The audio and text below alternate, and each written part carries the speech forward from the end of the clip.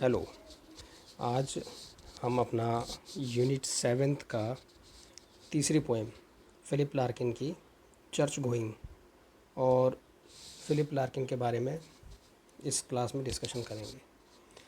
सबसे पहले तो पहले से शुरुआत करते हैं। जो दो पोएम्स हमने पढ़ी थी, यीट्स और टी.एस. इलियट की 20वीं सदी की यानी मॉडर्न एज की पोएम थी ये। मॉडर्न एज का जो लेटर हाफ है यानी कि जो आखिरी वाला हिस्सा है 1950 के बाद का जो दशक है उसको डोमिनेट करते हैं फ़िलिप लार्किन। तो सबसे पहले तो फ़िलिप लार्किन के बारे में हम और उनके युग के बारे में पढ़ेंगे। ये जो आपको याद रखना है इसमें से principal works of Philip Larkin की जो इम्पोर्टेंट वर्क्स हैं, द नॉर्थ शिप है, लेस डिसीव्ड है, विट्सन वेडिंग और हाई विंडोज़। इसमें से लेस डिसीव्ड, विट्सन वेडिंग और हाई विंडोज़ इम्पॉर्टेंट वर्क हैं। दो नॉवेल्स हैं उनके, जिल और गर्ल इन विंटर। हालांकि फ़िलिप लार्किन को हम एक पोइट के तौर पर ही ज़्यादा जानते हैं, नॉवेलिस्ट के तौर पर नहीं जानते हैं। तो बेसिकली हमको तीन चीज़ें याद रखनी उसकी पोइट्री। 1950 में एक एंथोलॉजी छपी थी जिसकी वजह से 1950 के दशक में जो पोइट्री थी, ब्रिटिश पोइट्री, उसकी दिशा बदल गई और उसको मूवमेंट कहा गया। The movement poetry. तो पहला क्वेश्चन इसमें ये आता है कि 1950 के दशक में मूवमेंट पोइट्री क्या थी। The term movement refers to the work of a group of poets of the 1950s। 1950 के दशक के राइटर्स के वर्क को हम मूवमेंट के नाम से जानते हैं और इनमें जो इम्पोर्टेंट पोइट्स थे, रेड उसमें देखिए, John Wain, Donald Davie, Kingsley Amis, Tom Gunn और फ़िलिप लार्किन, ये इस मूवमेंट के हिस्सा थे। इसकी जो खासियत थी द मूवमेंट की, देखिए आपको मार्क करके दिया हुआ है, they rebelled against the inflated romanticism of the 1930s and 1940s। 1922 में आपने द वेस्टलैंड टी.एस. इलियट का, जो मैंने आपको कहा था लर्न करना है, उसके बाद का जो दो दशक हैं यानी कि 1930s का 1940s की दशक की जो पोइट्री थी वो थोड़ा सा इन्फ्लेटेड रोमांटिसिज्म की तरफ झुकाव उसका हो गया था, यानी कि रोमांचवाद की तरफ। इसके खिलाफ 1950 में ये मूवमेंट आया था। इसको द मूवमेंट के नाम से ही जाना जाता है। और हालांकि ये कोई, it was not a well organized group of poets, यहाँ पर देखिए मार्क किया हुआ है, ये कोई बहुत ज़्यादा ऑर्गेनाइज वर्क नहीं था। और जितने भी तरह के राइटर्स थे उनकी अलग अलग सोच थी, अलग अलग विचारधाराएँ थी। लेकिन उनमें जो एक चीज़ थी वो क्या थी कि पोस्ट वॉर इंग्लैंड यानी द्वितीय विश्व युद्ध के बाद का जो इंग्लैंड था उसको लेकर के जो उनके मूड्स और जो कंडीशन थी, चेंज हो रहे मूड्स और कंडीशन को लेकर के इन्होंने लिखा है। और जो खासियत इन सब में एक समान जो नज़र आती है, characteristics feature of the work of this group, हम बोलते हैं कि इसमें जो एक समानता है जो इनके कैरेक्टरिस्टिक्स में, वो है डिसेंटिंग एंड नॉन कन्फर्मिस्ट। ये थोड़ा असंतुष्ट नज़र आते हैं ये लोग और कन्फर्मिस्ट नहीं है, इनकी धर्म में कोई श्रद्धा नहीं है। कूल, साइंटिफिक एंड एनालिटिकल, काफ़ी ठंडे दिमाग वाले, वैज्ञानिक विचारधारा वाले, विश्लेषण करने वाले लोग हैं ये। अवॉइडेंस ऑफ रिटोरिक, इन्होंने किसी भी तरह की रिटोरिक्स को, यानी जो पोइट्री में जो रिटोरिक्स होते हैं, राइमिंग्स होती हैं, इन चीज़ों को इन्होंने नेगलेक्ट कर दिया है। इनकी टोन काफ़ी ऑस्टेयर होती है और इनके जो ईडियम्स है काफ़ी कॉलोकियल। टोन ऑस्टेयर होने का मतलब ये है कि काफ़ी सिंपल भाषा में लिखते हैं ये। और ईडियम्स यानी जो मुहावरे इनके हैं वो आम जिंदगी से लिए गए बड़े ही अजीबो गरीब कोलोक्वियल्स होते हैं, यानी अटपटे अटपटे मुहावरों का इस्तेमाल पोइट्री में इस दौर के लोगों ने किया। इसकी तुलना आप हिंदी लिटरेचर के तार सप्तक से कर सकते हैं। आप 1950 की जो मूवमेंट है इसकी तुलना आप हिंदी साहित्य के जो अकविता आंदोलन चला था, अकविता, उससे आप इसकी तुलना कर सकते हैं। क्योंकि तार सप्तक जो मूवमेंट हिंदी में चला था, तार सप्तक में भी 7 कवियों की एक साथ एक श्रृंखला प्रकाशित हुई थी जिसको तार सप्तक के नाम से जाना जाता था। सच्चिदानंद वात्स्यायन अज्ञेय इसके मुख्य जो सबको इकट्ठा करने वाले जो थे, अज्ञेय थे। यहाँ पर ये काम डीजे एनराइट ने किया है। डीजे एनराइट ने मूवमेंट को इकट्ठा किया, इनके पोइट्स को इकट्ठा किया, इनकी कविताओं को छापा। तो आगे हम देखेंगे कि the movement, when did the movement start. एक क्वेश्चन है कि मूवमेंट कब शुरू हुआ। तो इन 1956 an anthology of poems was published under the title of new lines by Robert conquest. हाँ, मैं डीजे एनराइट गलत बोला था। रॉबर्ट कॉन्क्वेस्ट ने एक कविता संग्रह छपवाया 1956 में। इसका नाम दिया गया न्यू लाइन्स, ठीक वैसे जैसे अज्ञेय ने तार सप्तक हिंदी में छपवाया था। इसमें उन्होंने अपने समय के कुछ चुने हुए नए राइटर्स को लेकर के काम किया, इन्होंने उनको इकट्ठा किया। इन लोगों ने एक नया मूवमेंट शुरू किया। तो ये जो आप ऊपर नाम पढ़ रहे थे रेड इंक से, ये पाँचों छः के छः जो पोइट्स थे ये इस आंदोलन से जुड़े हुए थे। In his introduction, Robert Conquest asserted that the poet of the 1940s had produced poem marked by diffuse and sentimental Weberese, with the new poets believed in a rational structure and intelligible language। मतलब कुल मिला के इन्होंने भाषा पर काफ़ी जोर दिया। ये कहते थे कि कविता की भाषा आम जिंदगी से जुड़ी हुई होनी चाहिए और इसमें किसी तरह का रिटोरिक्स नज़र नहीं आना चाहिए, सेंटिमेंटलिटी नज़र नहीं आनी चाहिए, इंटेलिजिबल होनी चाहिए, लोगों की समझ में आ जानी चाहिए। इस तरह की पोइट्री होनी चाहिए जो नई कविता जिसको कहा जाए, न्यू लाइन्स उन्होंने कहा, न्यू पोइट्री कहा। तो ये 1950 के दशक का एक इम्पॉर्टेंट मूवमेंट था। 1956 में इसकी शुरुआत हुई है। अब पूछा जाए कि चीफ कैरेक्टरिस्टिक्स क्या थे इस आंदोलन के, मूवमेंट के, तो इसमें इम्पॉर्टेंट जो वर्क्स थे आप एक एक एग्जांपल के तौर पर लिख सकते हैं। 1950 के दशक में लार्किन की डिसेप्शंस हैं, किंग्सले एमिस की ऑल्टरनेटिव है, डोनाल्ड डेवी की जो है अ क्रिश्चियनिंग है। इस तरह की जो पोएम्स हैं मूवमेंट का हिस्सा मानी जाती हैं।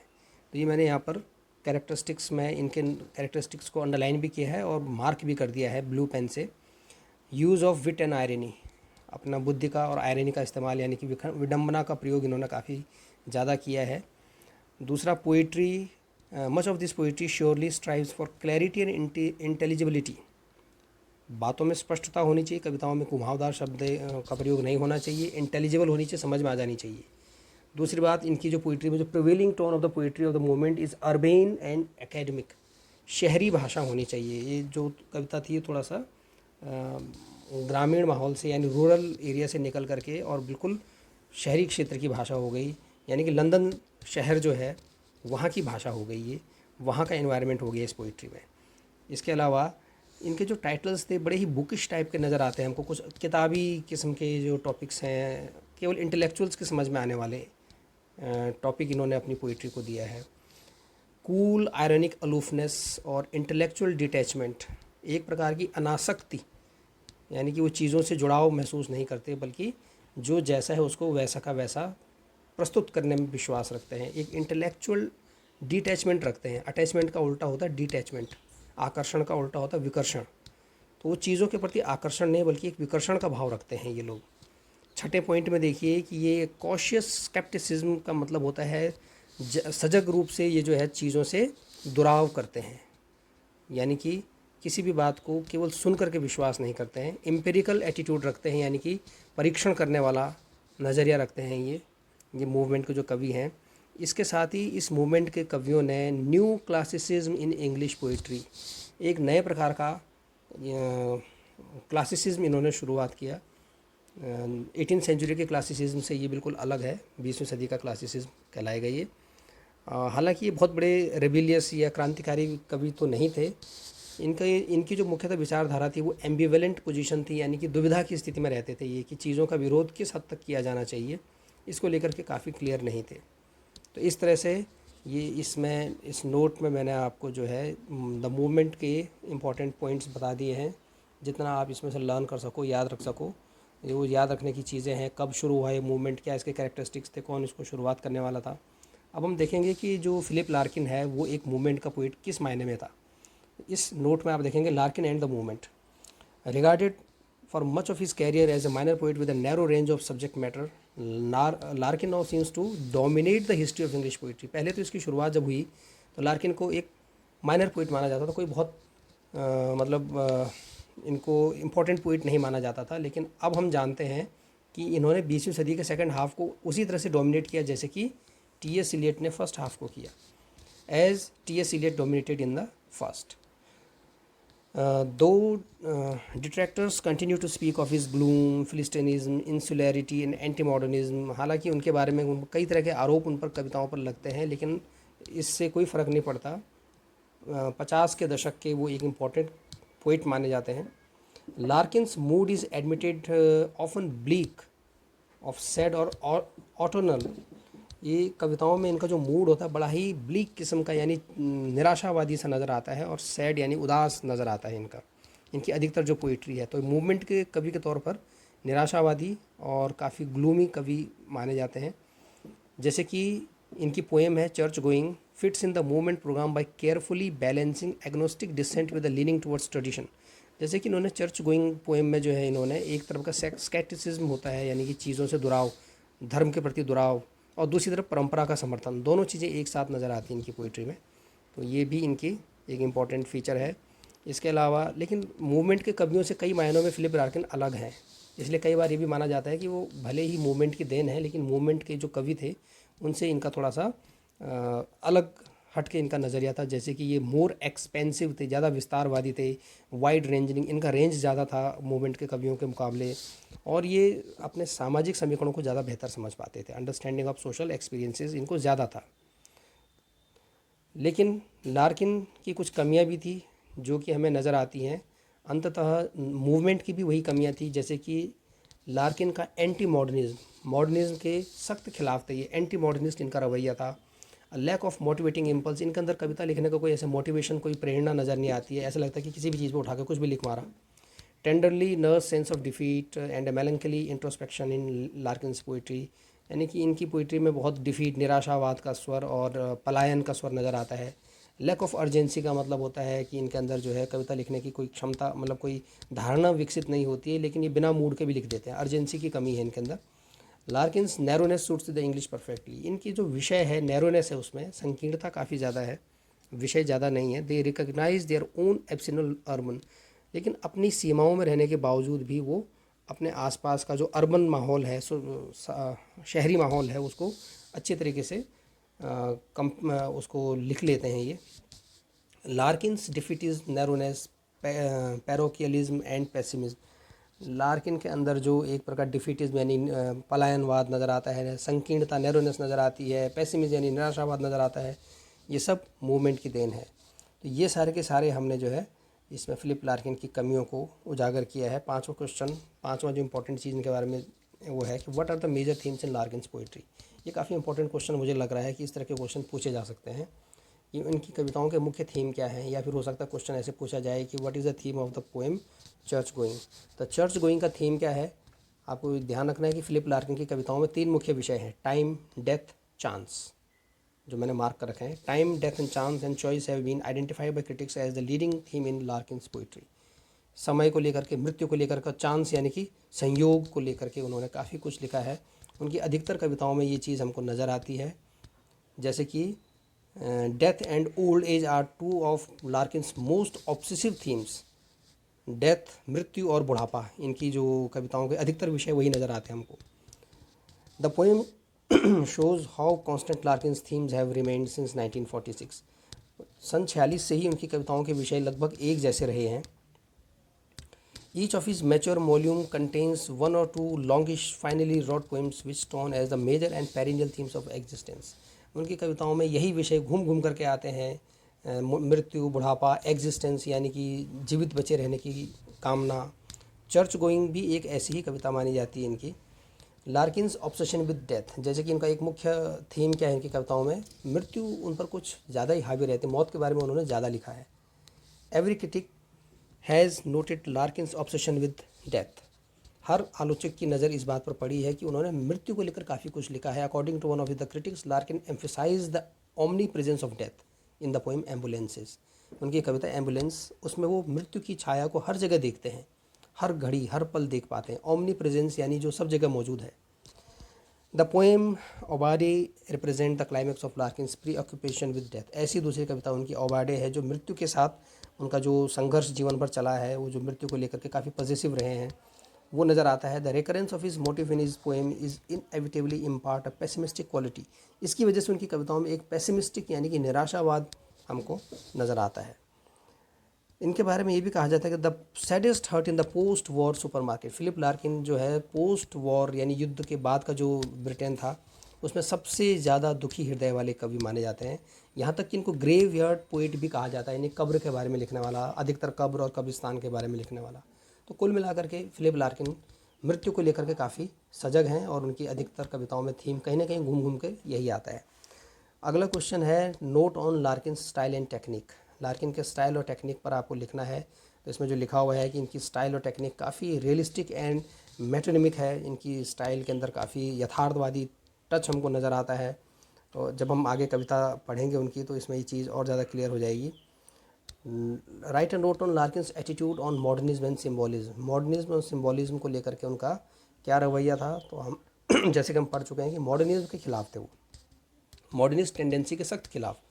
जिस मॉडर्निस्ट मूवमेंट की शुरुआत टी.एस. इलियट के वेस्ट एंड के साथ हुई, ये उसके ठीक अगेंस्ट चल रहे थे।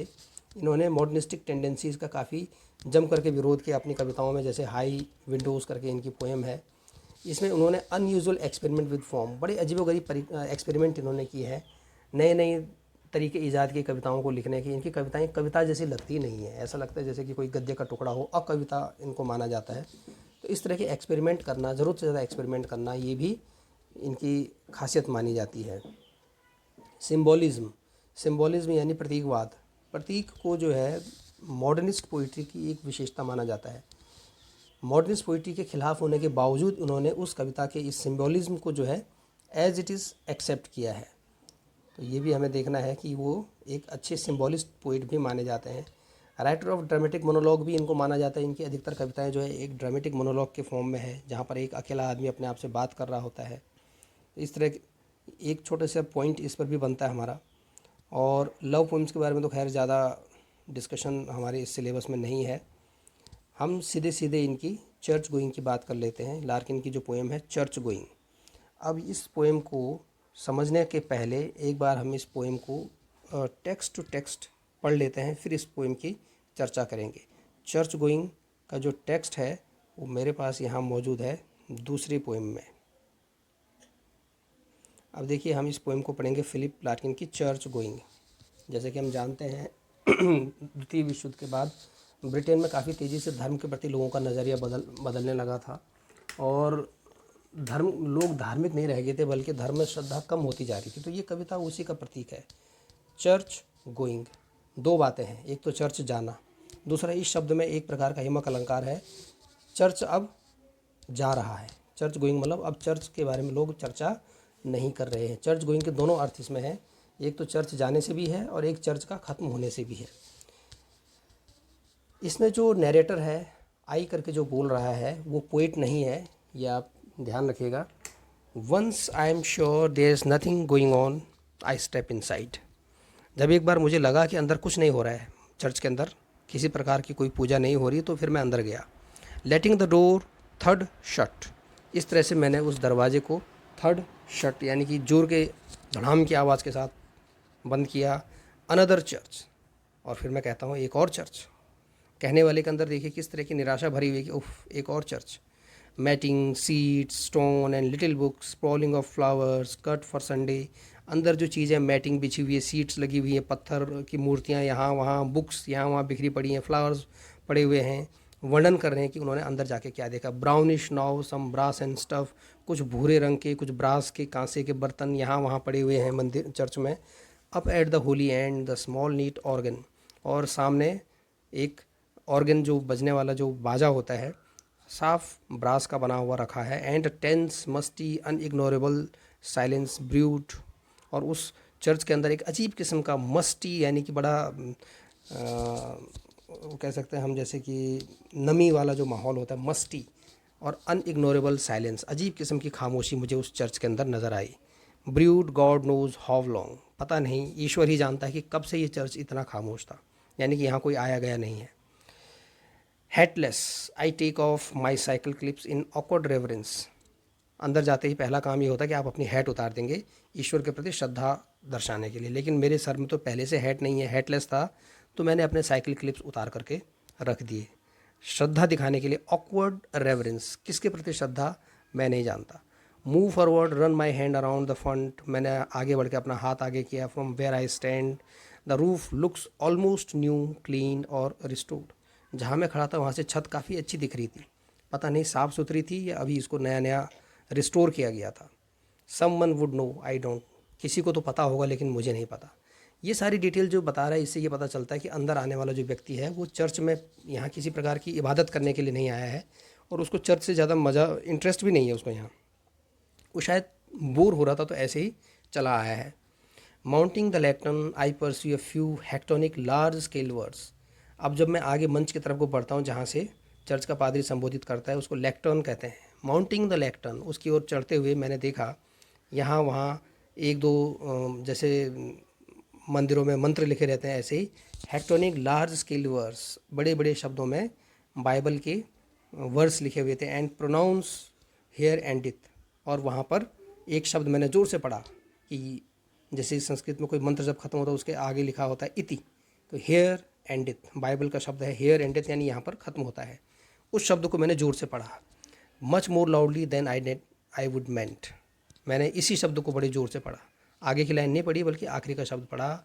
द इको स्निगर्स ब्रीफली, मेरी आवाज़ धीरे से गूंजने लगी। Back at the door I sign the book donate an Irish 6 pence, वापस लौटते हुए दरवाजे पर मैंने विजिटर्स बुक में साइन किया और एक आयरिश सिक्का मैंने उसमें 6 पैसे का डाल दिया। इससे ही पता चलता है कि उस धर्म की औकात कितनी है उसकी नज़रों में। Reflect the place was not worth stopping for, और इस तरह से मैं वहाँ पर ज़्यादा देर नहीं रुका। आप देखिए इस पोएम में मैंने केवल इसके 2 स्टेंजा इसीलिए पढ़े हैं, ये बताने के लिए कि चर्च के प्रति क्या नज़रिया ये पोएम दिखाती है। चर्च गोइंग, इसमें अंदर जाने वाला जो व्यक्ति है वो कितना डिसइंटरेस्टेड है, यानी कि वो धर्म के प्रति और इतनी श्रद्धा के भाव से वो वहाँ नहीं गया है बल्कि वो किसी और मकसद से वहाँ गया है। तो ये इस पोएम का फर्स्ट हैंड एक्सपीरियंस करने के लिए ज़रूरी था। अब इस पोएम को हम जानेंगे कि क्या था। Larkin road church going in the mid 1950s, इस कविता को उसने 1950s के दशक में लिखा। During a period when organized religion and religious beliefs were on the decline in the UK, जब ब्रिटेन में तेज़ी से जो है धर्म का पतन हो रहा था। This was the period following the second of the 2 world Wars, जब दूसरा विश्व युद्ध खत्म हो चुका था उसके बाद का ये वक्त है। लोग त्रस्त थे, अपने जीवन से दुखी थे और धर्म जो है धीरे धीरे टूट रहा था, लोगों धर्म में से विश्वास खत्म हो चुका था। ये जो बुक पब्लिश हुई है, ये जो पोएम पब्लिश हुई है, ये याद रखने की चीज़ है कि first publish in the less deceived, उनका जो कविता संग्रह लेस डिसीव्ड नाम का है 1955 में, उसमें ये पोएम पहली बार पब्लिश हुई है। Church Going remains one of Philip Larkin's best known poems, Larkin की सबसे ज़्यादा प्रसिद्ध कविताओं में से एक ये मानी जाती है। इट्स स्पीकर, जो इसमें स्पीकर है बोलने वाला, casually visit an empty church, ऐसे ही तफरी करते हुए एक खाली चर्च में चला जाता है। Place he views with sceptical reverence, जिस जगह को वो बिल्कुल बिना श्रद्धा के, अश्रद्धा के साथ देखता है। Nevertheless the speaker admit that he has drawn to church and speculate about what will become them once religion, और वो चर्च धर्म के बारे में सोचता है कि जिस दिन ये धर्म खत्म हो जाएगा, नहीं रहेगा, उन दिन हम इन चर्चों का क्या करेंगे। तो इस तरह से वो एक ऐसा स्पीकर है यहाँ पर जो मन ही मन में मतलब कुछ चीज़ सोच रहा है उस चर्च के बारे में। एक क्वेश्चन इनसे इम्पॉर्टेंट जो बनेगा इसमें कि स्पीकर कौन है और वो क्या कहना चाहता है, एक क्वेश्चन बनता है इसमें। Right a note on church going themes, इस कविता की जो थीम है वो क्या है। तो पहला थीम है इसका role of religion in society, समाज में धर्म की क्या जगह होनी चाहिए, इस पर थोड़ा सा चिंतन किया गया है। और the desire for human connection, क्योंकि जो स्पीकर है वो अकेला था, बोर हो रहा था, तो लोगों से जुड़ने के लिए, जुड़ाव महसूस करने के लिए वो वहाँ पर आया था, समाज का हिस्सा बनने के लिए। तो ज़रूरत है, देखिए डिज़ायर फॉर ह्यूमन कनेक्शन, इंसान कितना अकेला हो चुका है, उसको एक दूसरे से जुड़ाव की ज़रूरत है। तो ह्यूमन कनेक्शन की ज़रूरत, ये इस पोएम का दूसरा थीम है। ये क्वेश्चन पूछा जा सकता है कि what are the themes of, या what is the theme of this poem. दूसरी बात है कि चर्च गोइंग में सिंबल्स कौन कौन से प्रयोग किए गए हैं। सिंबल, प्रतीक, तो पहला प्रतीक क्या है, जो स्पीकर है, speaker and the church. Speaker कौन है, यहाँ पर नाम नहीं दिया है उसका, लेकिन हम जानते हैं कि वो यूरोप का कोई भी आम आदमी हो सकता है जिसके धर्म में बिल्कुल भी श्रद्धा नहीं बची हुई है और धर्म के बारे में उसका नज़रिया किस तरह का है। वो श्रद्धा के बगैर चर्च में जाता है और वहाँ पर वो पता नहीं किस लिए सिर झुकाता है, उसे लगता है कि मुझे झुकाना चाहिए, अंदर से ये फीलिंग नहीं आती है, सिर्फ झुकाता है वो, लेकिन किस लिए झुकाता है उसको खुद नहीं मालूम। इस तरह से चर्च जाना एक बहुत ही बेकार की एक्सरसाइज नज़र आती है। तो यहाँ पर स्पीकर और चर्च दोनों के दोनों प्रतीक हो चुके हैं टूटते हुए धर्म का। रिलीजियस आर्टिफैक्ट्स, चर्च के अंदर जो कांसे के बर्तन वगैरह रखे गए हैं, ये भी प्रतीक हैं कि वो पता नहीं कब से वहाँ पड़े हैं, किसी ने उनको उठाया नहीं, देखा नहीं। ये एक प्रकार से प्रतीक है इस बात का कि लोगों का धर्म के प्रति जो नज़रिया है यूरोप में कितनी तेज़ी से विखंडित हुआ है। अगला क्वेश्चन जो इसमें बनता है, write a note on form metre and rhyme scheme in Church Going. अब राइम स्कीम तो आइम्बिक पेंटामीटर जैसा आपको बताया था हर दूसरी लाइन में होता ही है, तो इसमें आइम्बिक पेंटामीटर का इस्तेमाल तो हुआ है, लेकिन 9 पंक्तियों की जो स्टेंजाज हैं, 7 स्टेंजा हैं टोटल, ये आपको इसमें नोट करना है। आइम्बिक पेंटामीटर में स्ट्रेस्ड और अनस्ट्रेस्ड का जो एक बैलेंस बना के चलते हैं हम, तो मीटर जो है हमेशा आइम्बिक मीटर ही इस्तेमाल होता है इंग्लिश में अधिकतर पोइम्स में, इसमें भी वही इस्तेमाल हुआ है। और राइमिंग स्कीम इसका ए बी देख लीजिए आप, लिखा हुआ है ए बी सी डी, इस तरह का अजीबोगरीब सा राइमिंग स्कीम है ये, इससे पहले कभी इस्तेमाल नहीं किया गया। ये क्वेश्चन भी इसमें से बनते हैं। ये इंपॉर्टेंट क्वेश्चन है जिसकी मैं बात कर रहा था। Comment on the speaker in Church going. Church going में जो स्पीकर है उस पर एक कमेंट कीजिए, उस पर टिप्पणी लिखिए कि वो कौन है, क्या आप उसके बारे में जानते हैं, उसका क्या महत्व है इस पोएम में। ये क्वेश्चन इसमें से इम्पॉर्टेंट बनता है। इसके साथ ये जो पोएम थी इसके बारे में जितना शॉर्ट में मुझे कहना था, ये कहने के बाद अब आज की क्लास को जो है यहीं पर विराम दिया जाता है।